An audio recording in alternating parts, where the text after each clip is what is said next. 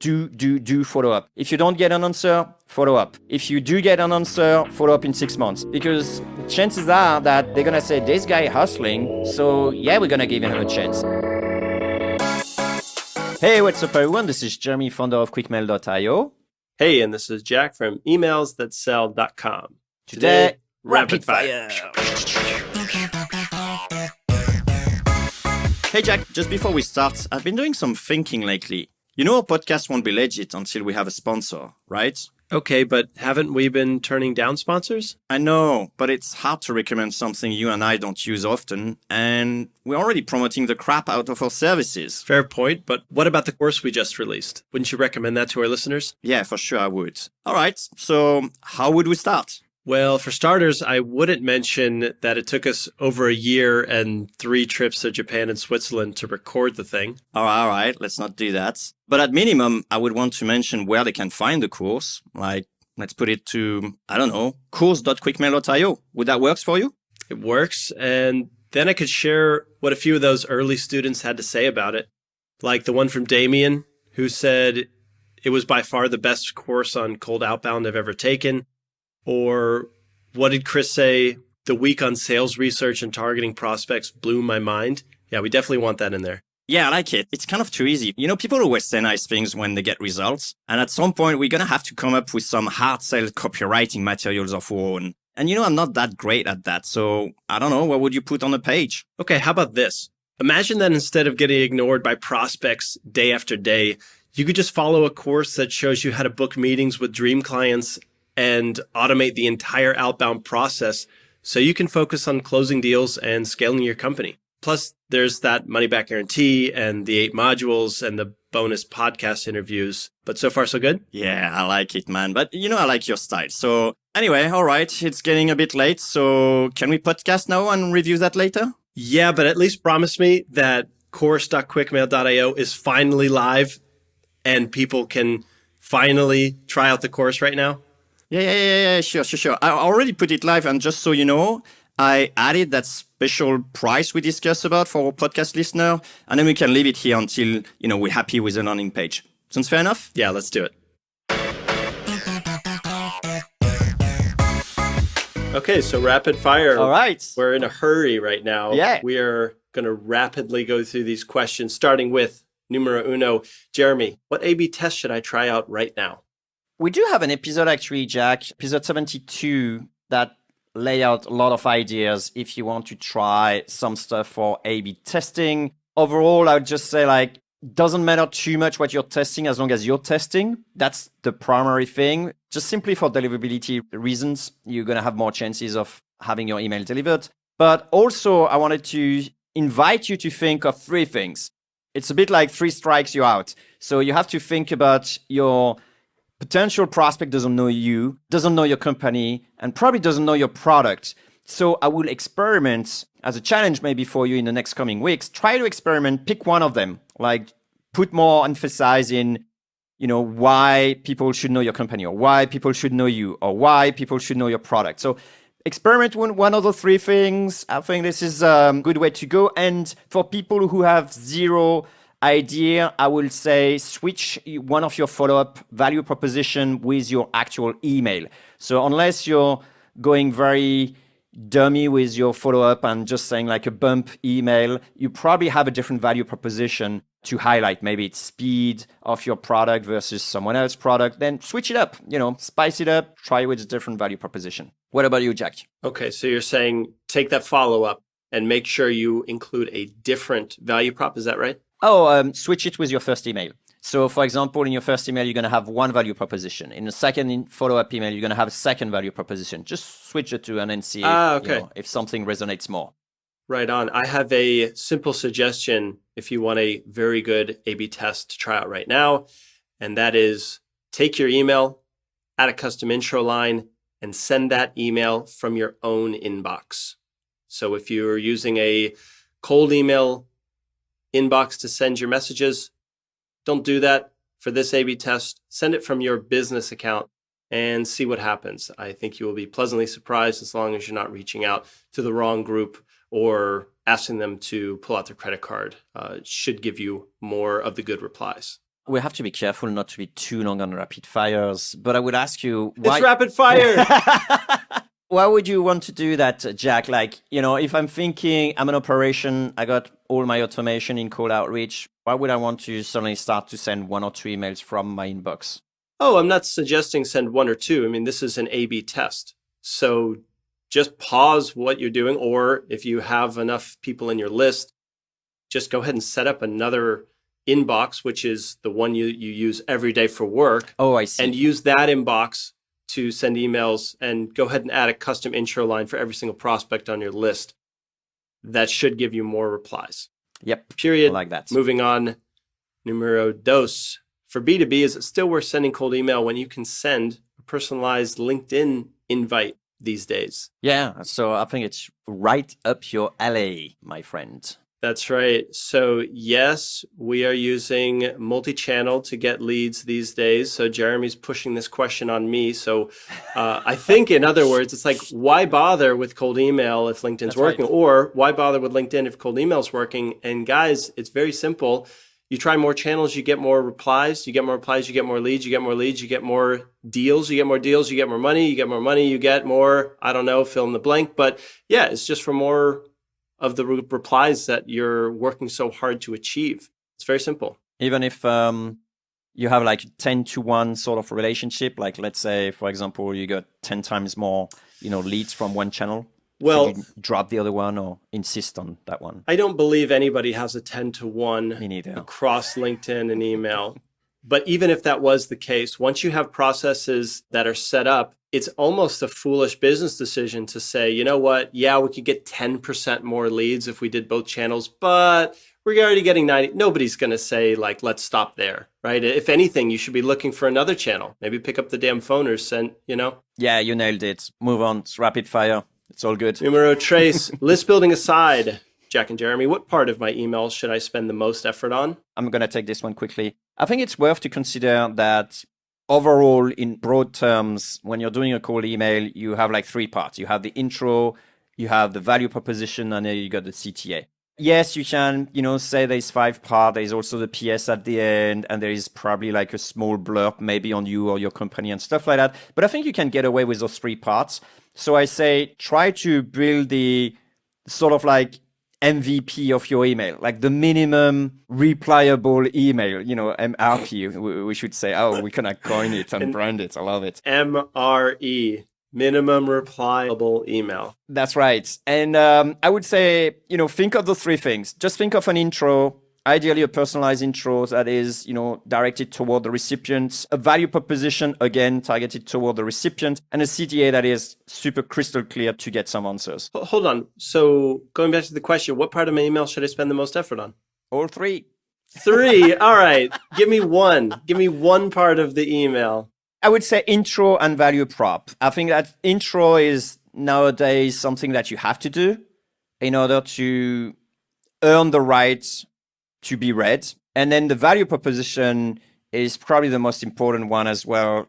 And if you don't get any answer, then you can work on your CTA. Okay, let's be really clear. What do you mean by intro, Jeremy? Intro is bridge between your email being completely cold and your email getting read, right? So I'm receiving something. Okay, let me put you on the spot. Can you give me an intro?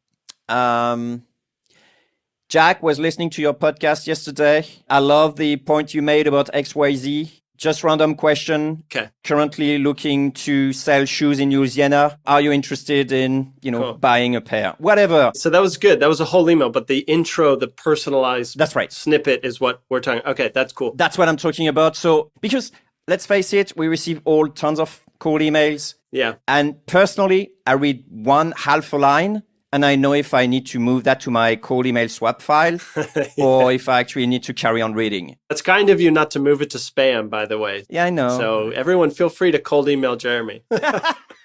Okay, so listen, I'll cut right to it. Based on the cold emails I've been getting, I need to say, folks, fellas, people, you need to spend more effort on personalization. So I'm going to basically sync up with you here, Jeremy, but nothing else really needs that much attention.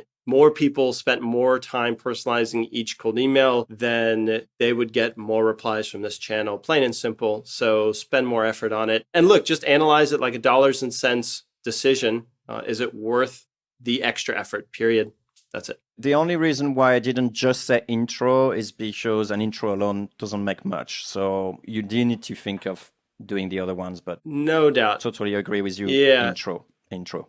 Let's move on. Quattro. How can I send 10,000 cold emails per day, Jeremy? Oh man, I love those type of questions because basically I will say you're asking yourself the wrong question. And, we just answered the one about what's the most important thing is personalization.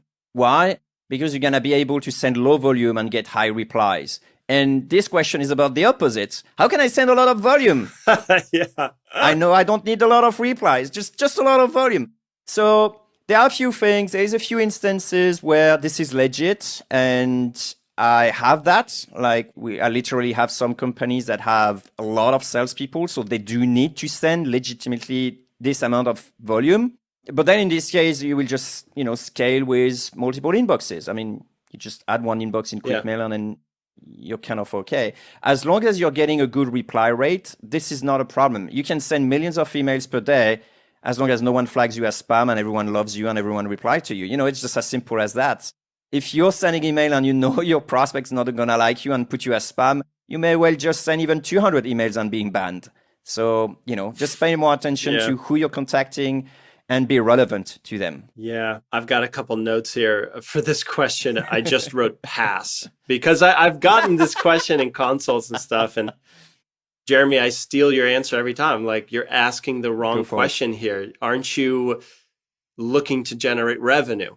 Why are you phrasing it like, I just need 10,000 emails every day out the door and delivered, and we are going to hit this goal, That's brilliant, and that's such a good answer. And usually what I do is I say, well, emails aside, how many replies do you need? And then you really quickly know if it's legit as a question, like, do I need send 10,000 emails or do I actually need to send hundreds? Yeah. It's just very clear. Think about it this way. I'll give you my real answer now. It's like, what's your revenue goal?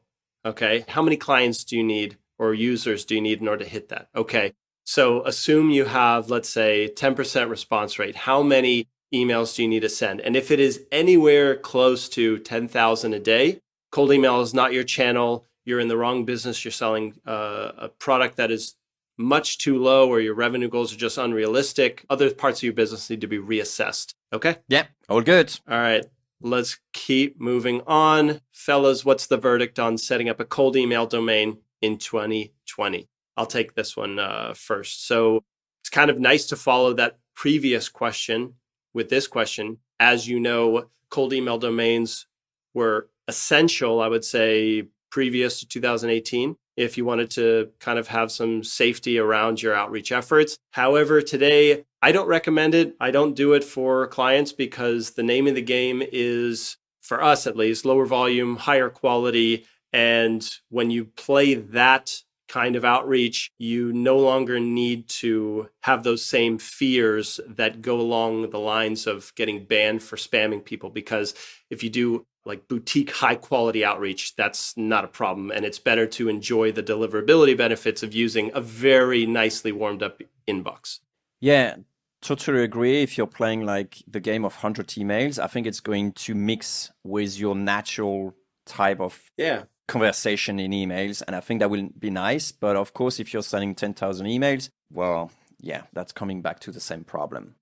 I think, Jeremy, you and I had a conversation. It was along the lines of, if your outbound email volume is not exceeding your organic email volume, then you're fine. Does that ring a bell? Yeah, it's something around those lines. I don't have the exact number. Although I could. Nobody does. Well, no, that's not true. I could get them because we do have some people who actually go way over their sort of limit and get some problems with Google and get flagged. So I could definitely go back, and maybe this is a data episode for later. No, I'm not thinking. I mean, we have to move quickly because it's a rapid fire, but I think you can get banned sending 10 cold emails that just, maybe you do like team at company and 30 people flag you as spam, and you do that 10 times and you're going to get in jail. Or you can go sending 200 a day. And if they're highly targeted and full of value, you may not have any problems, even if it's with a relatively low organic email sending volume. Okay, so bit of a detailed question. Either way, I would say it's still valid to have a backup domain just in case. Yep. In case you actually do want to either ramp up or you want to have an agency doing it for you. Maybe it's nice to have already the domain already warmed up, because those things take time. But overall, treat it as a safety net, as a seatbelt. You don't have to have it for low volume, but you never know. It's like a crash, right? Yeah. If you drive at 5 miles an hour, of course, the crash is going to be less fatal than if you drive at, 200 miles an hour. Maybe I should clarify. I mean, if you bring on a very good agency, you don't need a separate domain. I mean, again, like these are your partners. They should be as mindful of your reputation as you would be of your own. So, but with that, let's keep cruising along here. What are the basic ingredients of an effective cold email campaign? Well, you want to take it, Jack? Yeah, let me grab this one. So I've got 5 basic ingredients of an effective cold email campaign. Number 1, you need a warmed up inbox. Number 2, you need a valid email address. Number 3, you need some personalization. Number 4, you need value. I'm leaving that vague on purpose. And 5th, you need a very good and clear and direct CTA. Oh, there is one more that I have, is actually making sure that the people you're contacting are actually going to benefit from your offer, ideally. That would be nice. Okay, cool. Cruise along. Moving on. Yeah. When should you not use cold email? I have a very good answer for this one. Big block on this one. Oh yeah, go for it. Take it, Jack. Look, you should not use cold email if you're reaching out to people that are hyperactive on another channel. I would never put a cold email campaign if I'm targeting Instagram influencers. Why would you do that? If you're reaching out to Twitter maniacs in the crypto space, don't use cold email. Just send them a message on their preferred channel. You're fighting uphill. It's not worth it. Use the channel they're already on. I love it. This is the a nail on a hammer kind of thing, right? And use a hammer on everything. It's a cool tool for people who do read their emails and so on. But yeah, like I think you mentioned that a few times, Jack. If you're a bartender and you're not actually reading your emails, then what the point? Just pick up the phone. Use the thing that works for them. Right. I've actually this year was approached by somebody who's looking to generate a list of emails from a Twitter search, which it doesn't make sense right off the bat, right? I mean, let's use the right channel here. Nail on the hammer is a good reminder. Good one. Yeah. Okay, fellas, how accurate is my open tracker? This is for you, Jeremy. What do we know about this? It never has been an exact science. There's always some problems with it. Like, people could have turned off their open tracking. Google is using proxy to get the invisible pixel that is used to determine the open tracking. Some stuff could be blocked. The spam filter could check on its own. It's not an exact science. So how accurate? I would say vaguely accurate. Can you give us a percentage? Is it 80% there? Is it reliable at all? Yeah, probably I would say around 80%. 80%. Yeah. I would say you probably have between 5 to 15% when this is noise. Either in a sense of false positive or in a sense of false negative. Either way. All right. Well, rapid fire. 80% is your short answer. Let's move on. Any tips for landing an SDR job at a startup? All right. Let me try this one out. I would do 3 things. I would look for signs of a company before they will post a job for an SDR. Things happen before that job placement is made. And if you can get yourself first in line, they may not actually have to look for applicants, right? And so how would you do that? Oh, I don't know. Look for particular companies that would be likely to hire an SDR, such as companies newly funded in the B2B space that do not have an SDR on payroll, but maybe they already have a VP business development. Probably a fairly strong indicator that they will need someone like an SDR. And next thing I would do is get yourself a referral. So maybe you don't know the hiring manager, maybe you don't know the founder, but someone on LinkedIn does. And I think with your SDR background, you should be able to hustle up an introduction. And once you get that introduction, I recommend you do some upfront work that shows them without any risk or investment that you are an all-star. And you can do things like generate a prospect list. You can even offer to take the first 100 cold calls. You can do things that will, let's say, surprise them because most people won't feel like doing that. And that's how you might go about landing an SDR job at a startup. Follow-up question. How effective is cold emailing for getting a job? Jeremy. As an example for an SDR, I think the question is a bit about, cold email per se. I mean, this is not new, reaching out to a company that doesn't advertise for a job. A spontaneous application, I think that's what it's called, right? So in that sense, this is cold email. You're just sending your application cold. No one knows about you. There is no job board about this thing. So that's nothing new. That's what I mean. One thing that I would do, or the way I would go about it, I think I will look at all the testimonials on all the outreach tools and figure out all the companies that are actually doing outreach because they're using by default those tools, and figuring out which one I want to work for. Once I figure that one out, which is very likely to be a remote position, then I will go ahead, or someone that is in my neighborhood or some place I want to relocate to. Then I will reach out to them and probably draft a list of potential prospects I will contact for them in the next 30 days if I was hired or if they gave me a chance. I would say, this is the account based on, your new product line that you just released last year. I think I will do the pitch that way. And this is the people I will contact.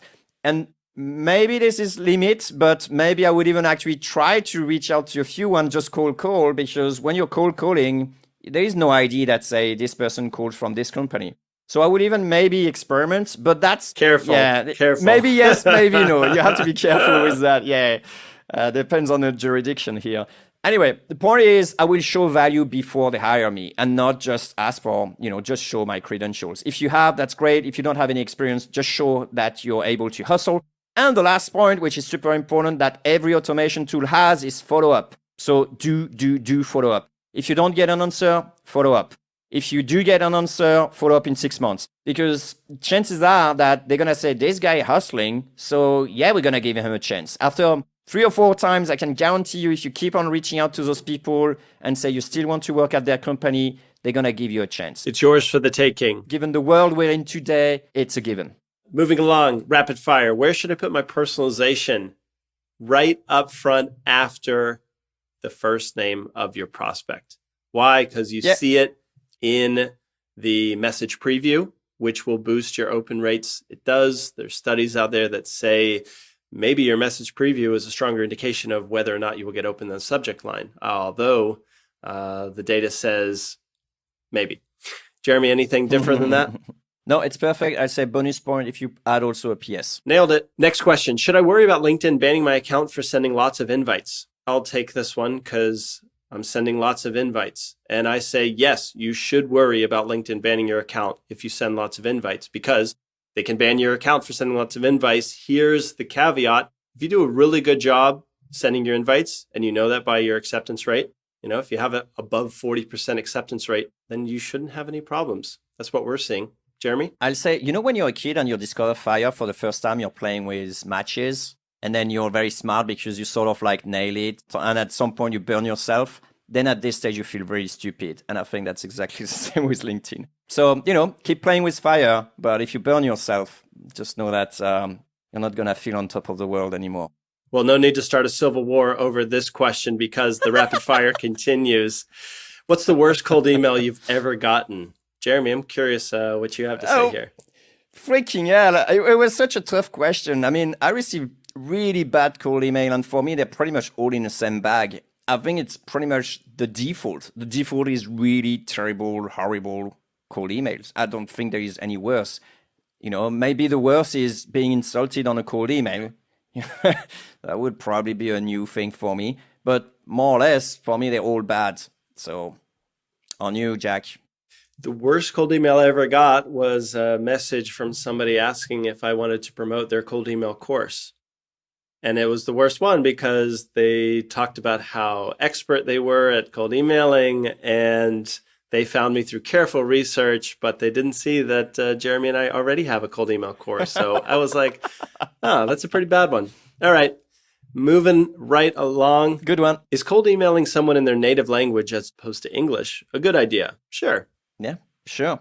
Especially, if they conduct business in English. I mean, it plays a liking card. We're all in the same tribe. What do you mean? If they do business in English, you're saying you should use English, or? Yeah, especially if they do business in English and then they receive an email in their, mother tongue. Okay. So you reach out to someone in Amsterdam in Dutch. Yes, exactly. Right. Even though they speak English, it's kind of like a cool thing. And they're working at an English company. Yeah, it's like, hey, you're just like playing the same card. Good for you, Europeans or people selling to Europe. GDPR, let's keep moving on. What did COVID do to the outreach world? Well, the data say not much. It's got a little ring to it. Yeah, I mean, if you look at the data, there was like a sort of like shock where everyone were like, and then, 3 weeks later, it was like back to normal pretty much. Yep. So not much, I would say, especially in the IT world. Of course, in certain like tourist industry, then, that's been bad. And I think like the emails may be piling up in the inboxes of those people. But for the rest, I think that's business as usual, honestly, from what I've seen from agencies. Cool. Yeah, I second that. I think people that are doing very well with outreach are playing to industries that are also thriving these days. So that certainly helps if you're able to sell to companies that are in the growth mode. But that said, everybody still needs stuff. And it's just a matter of matching what you sell to their needs, just like always. So yeah, that may require you to edit your pitch. As we've found out in our interview with VP Sales Lucas, episode 164, he talked about revamping his strategy to have his best month ever in May 2020, so peak of COVID chaos. And yeah, it's just a matter of revisiting your approach. But yeah, you can still do outreach quite well these days. This is interesting because it's like, import-export. When there is the exchange rate that goes drastically in one direction, then it may hammer the export, but the import is still going super great. It's like suddenly you get things cheaper, or the other way around. There's always like two sides. And my mentality and my mindset and my approach is always in those crises, there is huge opportunities. So, go and seize them instead of, just staying in a bad spot. Yeah, I've also seen higher acceptance rates on LinkedIn. I know I'm not the only one to find that, but I think this world has put a lot of us in certain platforms that we may not be spending a lot of time otherwise on. And there's some empathy going on with how you can reach out that is sure an advantage if you can use it right. But that said, we've got a couple more questions, 2 more to be specific. This next one says, Jack and Jeremy, what's the maximum number of people I should reach out to in an organization? Oh, this one's on your alley, Jack. Okay, yeah. So the general guidelines is if you have multiple departments that you're selling to, so maybe, I don't know, finance, let's say marketing and sales, right? I would recommend not passing 1 per department unless, and here's the unless, you're contacting a company like IBM or Amazon or Apple. These companies are huge. You might have 40 job titles that are currently employed by companies that would be a perfect match for your message. And if that's the case, it's a matter of sorting these job titles and approaching each one in the right order. You may want to try top to bottom. And, there's other campaigns that are going after, let's say, independent resellers or field reps, or let's say franchisee owners that could have literally hundreds of people at an organization that you should be reaching out to. So I'll say it depends. But for most of us out there, try 1 per department, at least at a time. But, as we've talked about on the show, more aggressive teams are reaching out to everybody at a department over the course of a year, if need be, to crack that company. So yours to decide. Jeremy? No, I pass. It's all good. Jeremy passes, which brings us to the last question. It's like I'm a sportscaster. All right. Any black hat tips currently working for outreach? Don't pass on this one. You got one, Jack? Yeah, I got one, but you passed on the last one, so you're on the spotlight. I think you need to go first, Jack, on this one. All righty. Here's a black hat tip that's currently working. I don't do this, but I've heard about it, so I'll share it. Black Hat tips for getting backlinks. You find an image that's in, let's say, the public domain, and then you find websites that are hosting that image, and then you contact the web developer, the webmaster, or the person behind that website, and you say, hey, you need to give me credit for this image. And if they're a high domain authority and they're not paying attention to that email, they may give you a link. Apparently it works really well, although it's lying and cheating and Black Hat, and don't do it. Stay in school, don't do drugs. I only do white hat, so, I wouldn't know anything about Black Hat. So Jeremy's an angel, right? Right. No, this is a typical one about warming up inboxes. Like, you reach out to poor mom and pops, and then you just ask them for a quote, and then likely, answer you. This is the typical mouse and whisker stuff. I don't like it either. I think there is better ways of warming up inbox now, like using quick mail, auto warmer, for example. Other than that, I think I'm not aware anymore of so many Black Hat stuff. I think, even though we keep on bashing Google for all their, really harsh stance on spam and stuff like that, I think a lot of things they've been doing is pretty good to crack down on a lot of, phishing attack and stuff like that. I have a link farm if you want to swap links, Jeremy. Oh, I will drop the link in the show notes. Yeah, perfect. Jeremy, heck of a rapid fire episode with you. Yeah, a lot of nuggets. Yeah, we take more and more time every rapid fire. It's going to be like we should do a 24 hours, live cast answering all those questions. Yeah, or we should just title it appropriately and just call it a slow, leisurely conversation about cold email. All right, guys, you got it. Keep sending us questions. We love them, all of them. We may not respond to all of them, but we definitely do read them all. And sometimes we drop them in some of our rapid fire. So feel free to send us an email, podcast@quickmail.io. Jack and I will be very happy to hear your questions and answer them. Bada boom. Jeremy, great cast. Great cast, Jack.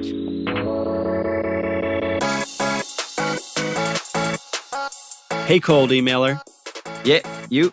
If you got some value from this episode, give us a high vibe by sharing a 2-sentence review on iTunes. Or Stitcher, or TuneIn. That works too. It's a quick way to help other growth-minded folks like us find this podcast so they can send awesome emails and make everyone's inbox a better place.